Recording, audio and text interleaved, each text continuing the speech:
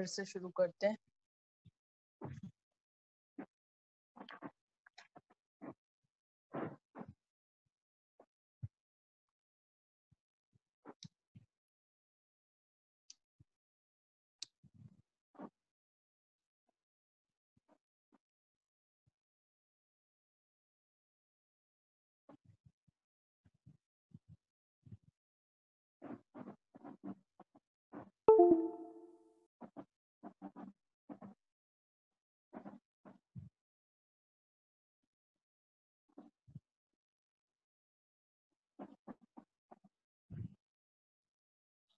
अच्छा जी, तो बात हो रही थी हमारे पास लीडरशिप स्टाइल की। सबसे पहले हमने बात की ऑटोक्रेटिक लीडरशिप स्टाइल।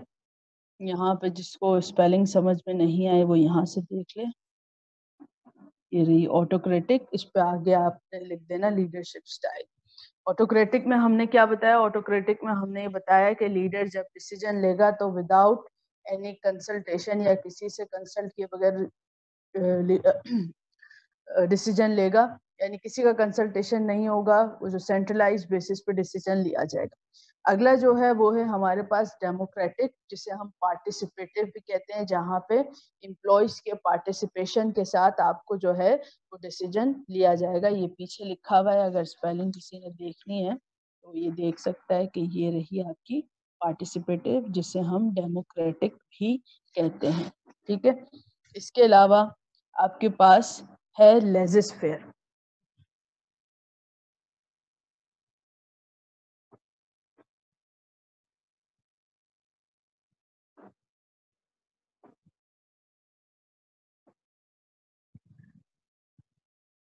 दोबारा से सुन लो, ऑटोक्रेटिक में क्या होगा? ऑटोक्रेटिक में लीडर डिसीजन लेगा, डेमोक्रेटिक में लीडर और एम्प्लॉइज दोनों मिलके डिसीजन लेंगे। ठीक है, और लेजिस्फेयर में क्या होगा कि लीडर का जो रोल होगा डिसीजन मेकिंग में वो बहुत कम हो जाएगा, और जो डिसीजन मेकिंग है वो किसके पास चला जाएगा?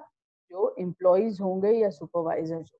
ठीक है, लीडर का रोल लेजिस्फेयर में सबसे कम हो जाएगा। ठीक है, तो ये तीन टाइप्स हैं। ऑटोक्रेटिक में लीडर जो है वो डिसीजन लेगा, डेमोक्रेटिक में दोनों मिलकर डिसीजन लेंगे, और लेजिस्फेयर में लीडर्स का जो रोल है वो बहुत कम हो जाएगा, और सिर्फ जो डिसीजन मेकिंग है वो किसके पास चली जाएगी? सुपरवाइजर्स या एम्प्लॉइज के पास चली जाएगी। ठीक है, ये तीन बेसिक स्टाइल्स हैं। तीन बेसिक स्टाइल्स हैं। अगर आप हिस्ट्री पढ़ें या अगर आप कभी भी नॉर्मली वैसे सर्च भी करेंगे तो आपको ये तीन जो है वो कांस्टेंट स्टाइल्स मिलेंगे। ठीक है, या आप किताबों को अगर देखेंगे। लेकिन अगर हम करंट सिचुएशन की बात करें या लेटेस्ट बुक्स की बात करें तो लेटेस्ट बुक्स में आपके पास स्टाइल्स खत्म हो चुके हैं। लेकिन आप क्योंकि कराची यूनिवर्सिटी के स्टूडेंट्स हैं तो यहाँ पे अभी तक वही सारी चीज़ें चल रही हैं। मैं आपकी सिर्फ इंफॉर्मेशन को इंक्रीज करने के लिए एक बात बता दूं कि लीडरशिप की अब जो हिस्ट्री पढ़ाई जाती है उसके अंदर स्टाइल्स नहीं आते। आपको जो हिस्ट्री पढ़ाई जाती है उसमें इरास को डिस्कस किया जाता है। इराज का मतलब ये है कि आपको जो है ईयर्स स्पेसिफाई कर दिए, कोई 5 से 6 ईयर्स हैं जिसके नाम रख दिए। सबसे पहले अप्रोचेस का नाम से उनको डिफाइन किया जाता है कि ग्रेटमैन अप्रोच है, ट्रेट अप्रोच, और आखिर में जो करंटली हमारे पास फॉलो की जा रही है वो है सिस्टम अप्रोच, जिसमें जो स्टाइल फॉलो किया जा रहा है वो स्टाइल क्या है आपके पास? ट्रांसफॉर्मेशनल लीडरशिप स्टाइल, जो मैंने अभी डिस्कस किया। और ट्रांसफॉर्मेशनल लीडरशिप स्टाइल आपको क्या बताता है? वो ये बताता है कि आपने एम्प्लॉय को मोटिवेट करना है। Most important factor transformational leadership style का यही है कि motivate your employees. Communication strong होना चाहिए आपका अपने एम्प्लॉय के साथ, और उसे मैनेजमेंट की जितनी भी डिसीजंस हैं उसकी उसमें उसका इन्वॉल्वमेंट होना चाहिए। अब ये तीन चीजों पे क्यों फोकस किया जा रहा है? ये तीन चीजों पे इसलिए फोकस किया जा रहा है कि अगर हम करंट स्ट्रेटेजी की बात करें, जो वेस्ट कल्चर में स्ट्रेटेजी है वो ये है कि हमने कंसर्न फॉर प्रोडक्शन नहीं होना, हमने कंसर्न फॉर पीपल होना है। हम कंसर्न फॉर पीपल होंगे तो अल्टीमेटली कंसर्न फॉर प्रोडक्शन भी हो जाएंगे। यानी कि इसका मतलब ये है कि पहले की जो सोच थी वो ये थी कि हमने प्रॉफिट को मैक्सिमाइज करना है या प्रोडक्शन को बढ़ाने पे फोकस करना है। लेकिन आज की जो सोच है वो ये है कि हमने एम्प्लॉय पे फोकस करना है एम्प्लॉय अगर सेटिस्फाइड होगा तो अल्टीमेटली प्रोडक्शन भी बढ़ेगी और प्रॉफिट भी जनरेट होगा। ठीक है, तो इसी पर्सपेक्टिव, इसी सोच को लेते हुए आप जब चीजों को कनेक्ट करेंगे या चीजों को एक दूसरे के साथ जोड़ेंगे तो आपको अंदाजा हो जाएगा कि ट्रांसफॉर्मेशनल लीडरशिप स्टाइल को क्यों फॉलो किया जा रहा है। लेकिन सिर्फ आपकी समझ के लिए आप अगर डेफिनेशन का कॉन्सेप्ट भी समझ लें तो इतना काफी है। आपको जो है बहुत लंबी चौड़ी दास्तान की तरफ जाने की जरूरत नहीं है। ठीक है, अच्छा, उसके बाद आपके पास, अब जैसे हमने ट्रांसफॉर्मेशनल लीडरशिप स्टाइल में मोटिवेशन की बात की, तो मैनेजमेंट में जब हम मोटिवेशन की बात करते हैं, मोटिवेशन का बेसिकली मकसद क्या है?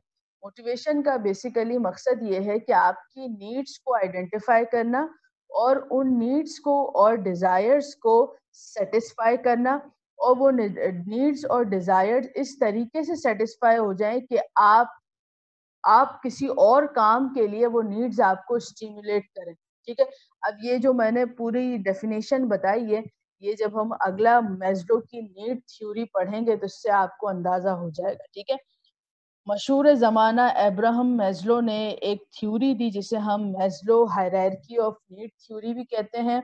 इसे हम सिर्फ नीड थ्योरी भी कहते हैं, इसे हम हायरार्की ऑफ नीड्स भी कहते हैं। ठीक है, या अब्राहम मैस्लोस थ्योरी भी कहते हैं। मोटिवेशन में जो सबसे ज्यादा काम किया है, या जिसे हम ये कहें कि फादर ऑफ मोटिवेशन या कॉन्सेप्ट जिसने दिया वो था अब्राहम मैस्लो। ठीक है, साइकोलॉजी में आपको ये डेफिनेशन पढ़ाई जाती है और ये थ्योरी पढ़ाई जाती है, और मैस्लो का कहना ये था कि इंसान की जो नीड्स हैं वो 5 चीजों पे मुश्तमिल होती है। और वो 5 चीजें हमारे पास कौन कौन सी हैं? सबसे पहली जो चीज है वो है आपके पास फिजियोलॉजिकल नीड्स। ठीक है, ये यहाँ पे आपको ऐसे नजर आएंगी। सबसे पहली जो चीज है वो है आपके पास फिजियोलॉजिकल नीड्स। अब फिजियोलॉजिकल नीड्स में आपके पास कौन कौन सी नीड्स आ जाती हैं? आपके पास फूड, वाटर, वार्म, रेस्ट, ये सारी आपकी फिजियोलॉजिकल नीड्स हैं। सेकंड नीड क्या है? आपकी सेफ्टी नीड्स, जिसमें आपके पास सिक्योरिटी आ जाती है, आपकी सेफ्टी हो, यानी इंसान की जो पहली नीड है जिसे हम फिजियोलॉजिकल नीड्स या बेसिक नीड्स भी कहते हैं, जिसमें खाना पीना सोना आराम करना ये सारी चीजें आती है। सेकंड चीज क्या है? आपके पास सेफ्टी नीड्स, जिसे हम प्रोटेक्शन नीड्स भी कहते हैं। आपके पास एक ऐसी जगह हो जहां आप अपने आप को सिक्योर और प्रोटेक्ट महसूस करें, ये आपकी सेकंड नीड है। तीसरी नीड क्या है? आपकी बिलोंगिंगनेस। बिलोंगिंगनेस का मतलब क्या है? आपके इंटीमेट रिलेशनशिप्स, आपके फ्रेंड्स, आपका सोशल सर्कल, ये सारी चीजें, या जिसे हम बिलोंगिंगनेस या लव नीड्स भी कहते हैं। तीसरी नीड आपकी ये हो गई। चौथी नीड है आपकी एस्टीम नीड। जैसे मैं अक्सर कहती हूँ सेल्फ एस्टीम, तो एस्टीम नीड को आज हम समझेंगे क्या है। एस्टीम नीड के लिए हमेशा जो है वो आप एक जुमला याद रखें या अपने पास लिख लें, a feeling of having respect for your self and your abilities. दोबारा से रिपीट कर रही हूँ, a feeling of having respect for your self and your abilities. ठीक है, इसका मतलब क्या है? फीलिंग ऑफ अकॉम्प्लिशमेंट, कि मेरी जात के लिए मेरी क्या रिस्पेक्ट है, मैं अपने बारे में क्या सोचता हूँ या क्या सोचती हूँ, मैं अपनी काबिलियत के बारे में क्या सोचता हूँ या क्या सोचती हूँ, मुझे क्या लगता है कि मैं कितनी, मेरे अंदर कितनी काबिलियत है या किन किन चीजों को करने की काबिलियत है। ठीक है, ये हो गई आपकी चौथी नीड। और पांचवी नीड क्या है? पांचवी नीड है आपके पास सेल्फ एक्चुअलाइजेशन। सेल्फ एक्चुअलाइजेशन का मतलब क्या है? इसके लिए एक चीज याद रखो, अचीविंग वंस फुल पोटेंशियल। दोबारा से, अचीविंग वंस फुल पोटेंशियल, जिसका मतलब क्या है? अपने पोटेंशियल को रियलाइज करना। ठीक है, दोनों में डिफरेंस समझ में आ गया। एस्टीम नीड्स हमें क्या बताती है? Having respect for your self and your abilities. और एक्चुअलाइजेशन हमें क्या बताती है? अपने पोटेंशियल को रियलाइज करना कि मैं कौन कौन सा काम कर सकता हूँ। अब ये जो 5 नीड्स मैंने बताई है, मैस्लो ने ये क्यों दी, इसकी वजह क्या थी, या इसको नीड क्यों कहा जाता है, अब इसकी एक्चुअल उस पे आते हैं कि रीजन क्या है, या इनको 5 चीजों में या 5 कैटेगरीज में क्यों डिफाइन किया गया। देखो, मैस्लो ने 2 ऑर्डर्स बनाए, या हम ये कहेंगे कि मैस्लो ने अपनी जो थ्योरी थी या अपनी जो नीड्स थी उनको 2 हिस्सों में तकसीम किया। दो वो दो हिस्से कौन कौन से हैं? एक है आपके पास लोअर ऑर्डर नीड्स और दूसरे हैं हायर ऑर्डर नीड्स। अब मैं बताती हूँ कि लोअर कौन से हैं और हायर कौन से हैं। शुरू के जो दो हैं वो लोअर हैं और बाकी के तीन जो हैं वो हायर हैं।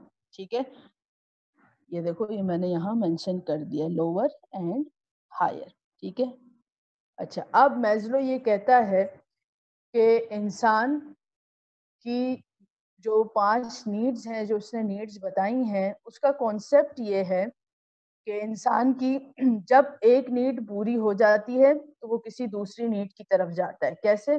जैसे फिजियोलॉजी, अगर आपको शदीद भूख लगी है तो आप ये नहीं सोचेंगे कि मेरे पास रिलेशनशिप्स हैं, मेरे पास दोस्त हैं, मेरे पास मेरा सोशल सर्कल है या नहीं, या आपने 3 दिन से अगर पानी नहीं पिया तो आप कभी भी इस चीज की फिक्र नहीं करेंगे। यानी आपका फोकस किस पे होगा? आपकी फिजियोलॉजिकल नीड्स पे, आपकी बेसिक नीड्स पे। ठीक है, अब जिस इंसान का पेट भी भरा हुआ है, उसने खाना भी खा लिया, नींद भी उसने अच्छी ले ली, अब वो नीड उसकी सेटिस्फाई हो गई। जब उसकी वो नीड सेटिस्फाई हो गई, अब वो सेकंड नीड की तरफ आएगा। वो सेकंड नीड क्या होगी? उसकी प्रोटेक्शन नीड होगी। वो प्रोटेक्शन नीड के बारे में ये सोचेगा कि अच्छा, एक ऐसी जगह होनी चाहिए जहां मेरा फिजिकल और मेरा इमोशंस जो है वो सेव हो, यानी मुझे कोई हार्म नहीं पहुंचा सके। अच्छा, मैस्लो ने इन दोनों नीड्स को लोअर ऑर्डर नीड्स कहा है। क्यों कहा है? क्योंकि इस दो लेवल पे, इन दोनों नीड्स के लेवल पे इंसान और जानवर बराबर हैं। इंसान एक लेवल आगे बढ़ता ही उसके बाद है जहां पे हम आते हैं हमारी सोशल नीड्स या बिलोंगिंगनेस या लव नीड पे। फैमिली सिस्टम इंसानों में है, जानवरों में नहीं है। यही वजह है कि जब हम हायर ऑर्डर नीड्स की बात करते हैं तो हायर ऑर्डर नीड्स में इंसान को जो है वो सुपीरियरिटी मिली हुई है। जानवर सिर्फ ये सोचता है कि मेरे पास खाने को हो, मेरी नींद पूरी हो जाए, मैं पानी पी लूं और ज्यादा से ज्यादा मुझे ऐसी जगह मिल जाए जहां मुझे कोई नुकसान ना पहुंचा सके। जबकि फैमिली सिस्टम जो है वो जानवरों में नहीं होता जैसे इंसानों में होता है। लव की नीड जानवरों में नहीं होती जैसी इंसानों में होती है। किसी हद तक होती है लेकिन इंसानों वाली नहीं होती। यही वजह है कि इंसान को इस लेवल के बाद हायर ऑर्डर नीड्स में रखा गया है। और फिर मैस्लो ये कहता है कि जब आपकी सेफ्टी नीड्स पूरी हो गई, जब आपको ये सेटिस्फेक्शन है कि हाँ, मेरे पास ऐसा घर, ऐसी छत मौजूद है जहाँ पे मुझे कोई नुकसान नहीं पहुंचा सकता, ये नीड आपकी सेटिस्फाई हो गई, तो अब आप अगली नीड की तरफ जाएंगे और वो नीड क्या होगी? आपकी सोशल नीड की। अब आप सोशलाइजिंग करेंगे। जिस वक्त खाना ना खाया हो आपने, आपको शदीद भूख लग रही हो, तो उस वक्त दोस्त की शक्ल भी बुरी लगती है, बहन भाई भी जहर लग रहे होते हैं। लेकिन जब आप खाना खा ले, आपका पेट भर जाता है, प्यास आपकी खत्म हो जाती है, तो आपको फिर रिलेशनशिप्स, आपको लव नीड्स की वो नीड सेटिस्फाई हो गई तो आप एक स्टेप आगे बढ़ते हैं। जब आपकी तीसरी नीड भी सेटिस्फाई हो गई, अब आप चौथी नीड जो कि आपकी सेल्फ एस्टीम होगा, वो सेल्फ एस्टीम आपको क्या बताता है?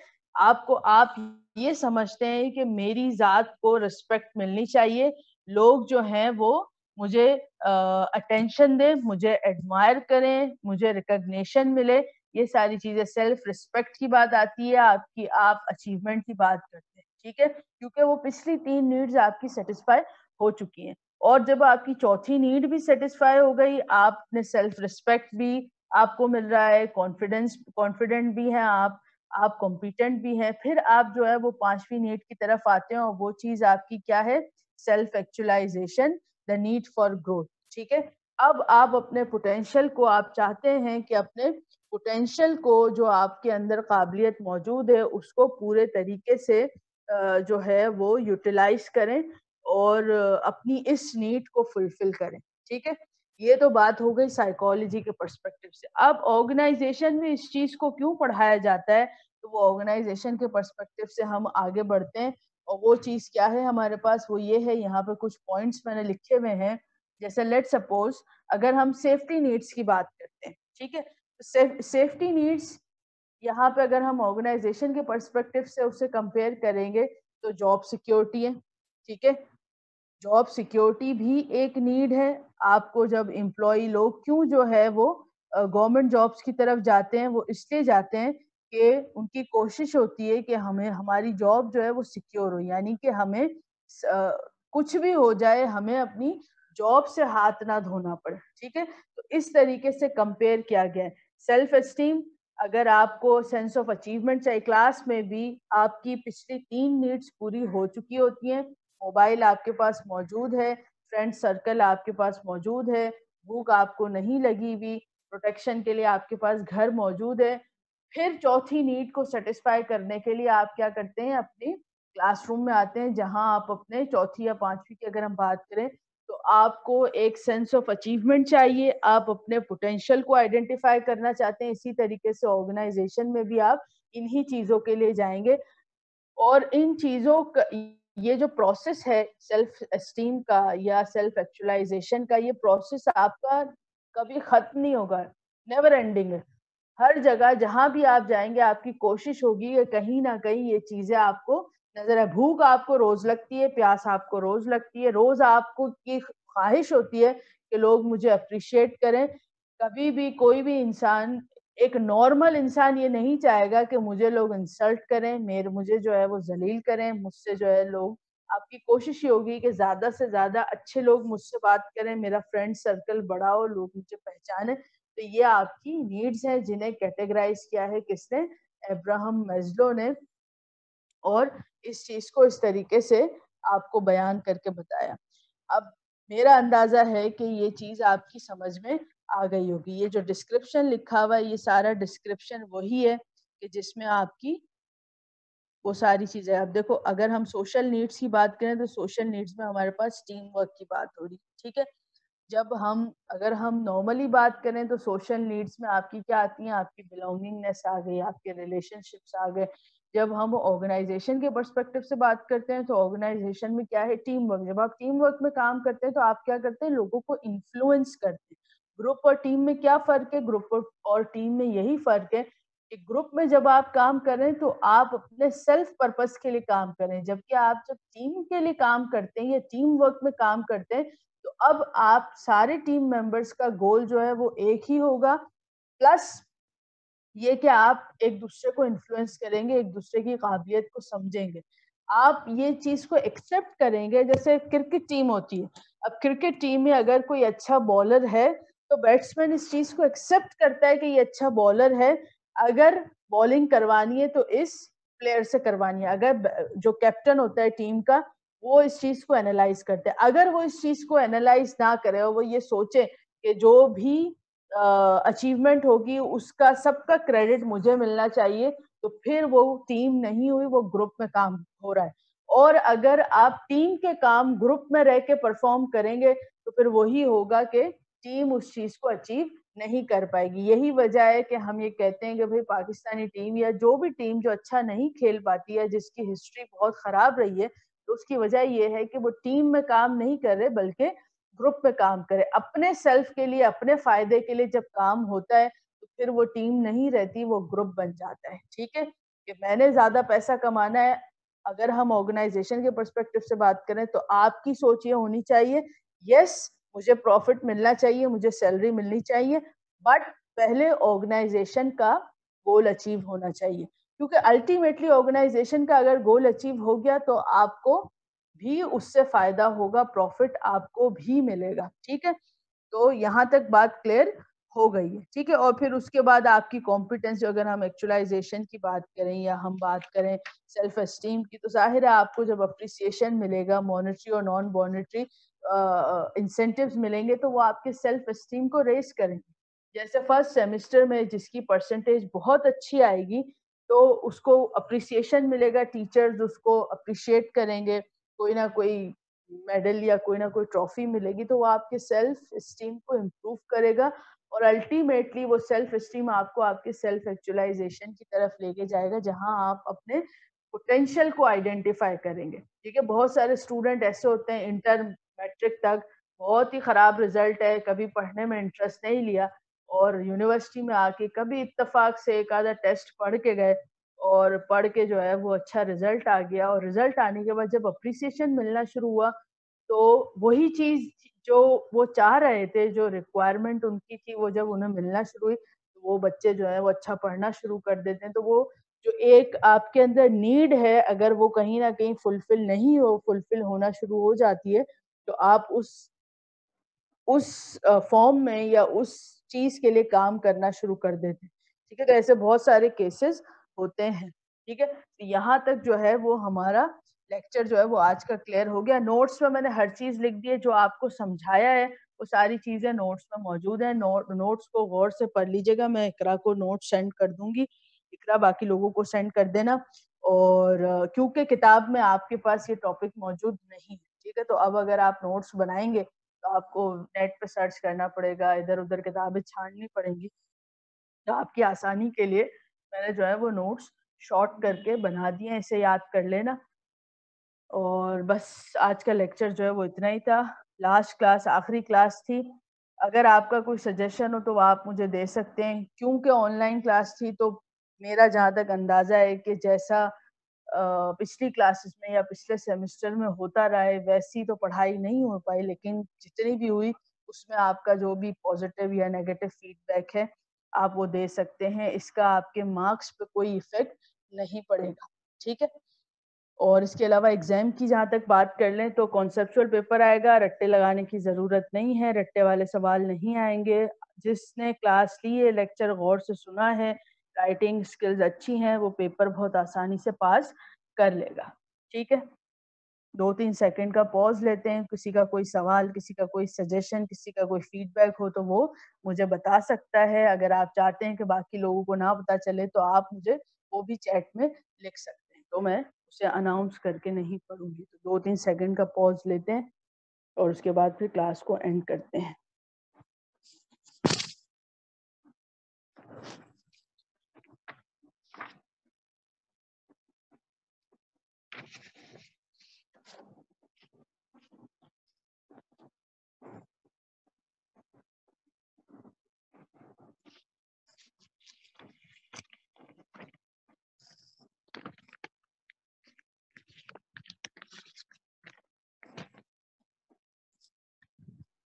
अच्छा, इंटरनल टॉपिक्स जितना भी फर्स्ट क्लास से अब तक पढ़ाया है, आधे टॉपिक्स की तैयारी तो आपकी मिड टर्म में हो गई थी। जो थोड़े बहुत बेचारे बच गए थे, उसकी तैयारी अब कर लेना। जैसे मैंने आपकी आसानी के लिए जो पेपर बनाया वो रट्टे वाला नहीं है, आपको भर-भर के लिखने की ज़रूरत नहीं है। तो सिर्फ़ कॉन्सेप्ट को क्लियर रखना, जो समझाया है क्लास में, अगर लेक्चर सारे लिए हैं, तो पेपर आपके लिए बहुत आसान होगा। और इससे पहले जो पेपर लिया गया, वो मेरा पेपर लेने का स्टाइल नहीं था। सिर्फ़ कोरोना की वजह से या कोरोना की सिचुएशन की वजह से जो मिड टर्म या असाइनमेंट लिए गए हैं, वो आपसे लिए गए। वरना मेरा जब भी पेपर होता है, जब भी असाइनमेंट होता है, पेपर कॉन्सेप्चुअल होता है, लेक्चर्स आपने गौर से सुनने हैं, किताब को पढ़ना है, नोट्स को पढ़ना है। और अगर आपने वही सही से पढ़ लिया, तो पेपर में फुल मार्क्स गेन करने से आपको कोई नहीं रोक सकता। और ऐसे स्टूडेंट्स हैं जिन्होंने फुल मार्क्स लिए हैं। ठीक है? तो ये आपके कि आपने लेक्चर में कितना याद रखा, कितने लेक्चर्स आपने प्रॉपर्ली अटेंड किए हैं और कितना गौर से सुना है, प्लस आपकी राइटिंग स्किल्स अच्छी होनी चाहिए, आपको लिखना आना चाहिए, ठीक है? मेरे इसकी एग्ज़ाम्पल बिल्कुल ऐसे है कि मेरे दिल में बहुत सारी बातें हैं, लेकिन अगर उस दिल की बातों को मुझे एक्सप्रेस करना नहीं आता, मेरे पास अल्फ़ाज़ नहीं है, तो मेरी वो दिल की बातों का कोई फ़ायदा नहीं। तो मैं भी आप सबके दिल में जाके नहीं झाँकूँगी कि आपको बिज़नेस का कितना पता है, उसके लिए आपको रेलेवेंट वर्ड्स यूज़ करने हैं, सेंटेंसेस यूज़ करने हैं, उसके थ्रू ही मुझे अंदाज़ा होगा कि आपको कितना पता है, ठीक है? अक्सर स्टूडेंट ये कहते हैं मिस हमें इसका जवाब आता तो था बस हम लिख नहीं पाए। तो बेटा लिखना ही तो था, मुझे कैसे पता चलेगा? ख्वाब में तो आप आएँगे नहीं कि वो मुझे बताएँगे और फिर मैं कहूँगी कि अच्छा जी आपने बिल्कुल सही लिखा है।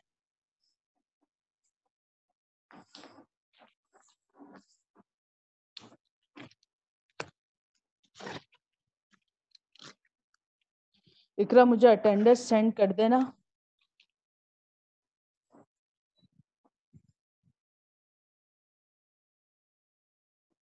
और कोई सवाल और कोई सजेशन?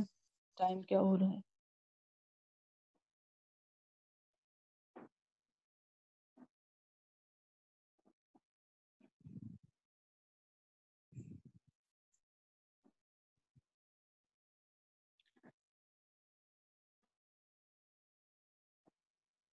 हाँ जी, काफ़ी है। अगर आप सिर्फ़ पढ़ लेंगे इकोनॉमिक सिस्टम और एनवायरनमेंट, बस आपका कॉन्सेप्ट क्लियर होना चाहिए, उसमें कौन-कौन सी हेडिंग में क्या-क्या बात कही है, इनफ है। कॉन्सेप्ट आपका क्लियर है, आपको अगर लिखना आता है, आप लिख सकते हैं। फिर चाहे मैं 4 लाइनें लिखने का कहूँ या 4 पेज लिखने का कहूँ। सिर्फ़ पढ़ लें। मैंने कभी भी आपसे कोई ये सजेस्ट नहीं किया कि आप बैठ के रट्टे लगाएँ, एक-एक पेज को हिफ़्ज़ करें। सिर्फ़ आप पढ़ें, लिखने की प्रैक्टिस करें, आपका पेपर बहुत आसानी से, बहुत आराम से हो जाएगा। बहुत अगर आप चाह रहे हैं कि भई फिर भी हमने तैयारी करनी है, तो बहुत है तो आप हेडिंग्स की तैयारी कर लें।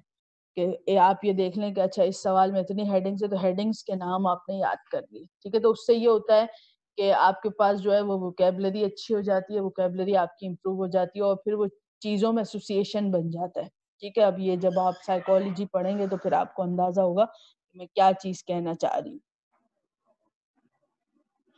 हुँ। नहीं, वीडियो ऑन होगी आपकी और वीडियो जो है वो यानी इन्विजिलेशन जो है वो मिस अबीहा या सर असद करेंगे, मैं उस वक़्त मौजूद नहीं होंगी। तो वही इन्विजिलेशन करेंगे, अब वो देखें लैपटॉप के थ्रू पता नहीं किस तरीके से वो करते हैं। बहरहाल वो ही करेंगे और वीडियो ऑन होगी आपकी। और मेरा ख़्याल है जो आपको टाइम टेबल मिला है, उसपे सारे पॉइंट्स लिखे हुए हैं, वो जितने भी पॉइंट्स लिखे हुए हैं, वो उन सबको आपने फ़ॉलो करना है।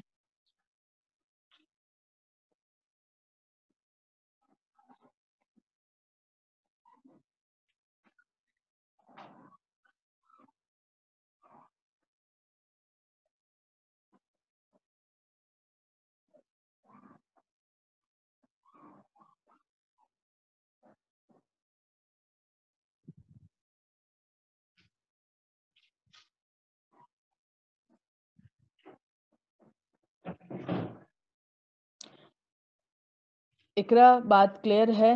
और किसी का कोई क्वेश्चन तो नहीं है?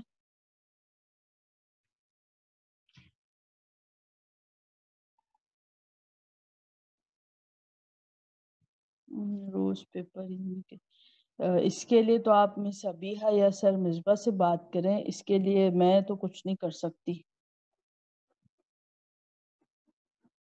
सर मिसबा से आप डायरेक्ट बात करें कि आपको अगर प्रॉब्लम हो रही है पेपर देने आप कैसे आएँगे, तो ये वही सॉल्व कर सकते हैं मसला या मिस अबीहा से बात करें।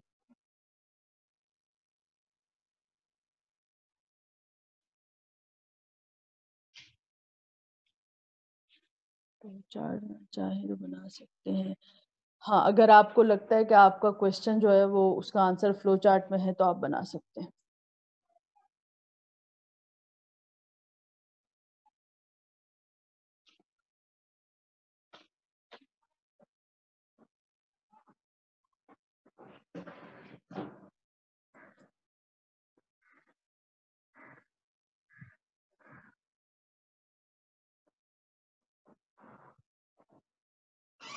टाइम क्या हो रहा है? टाइम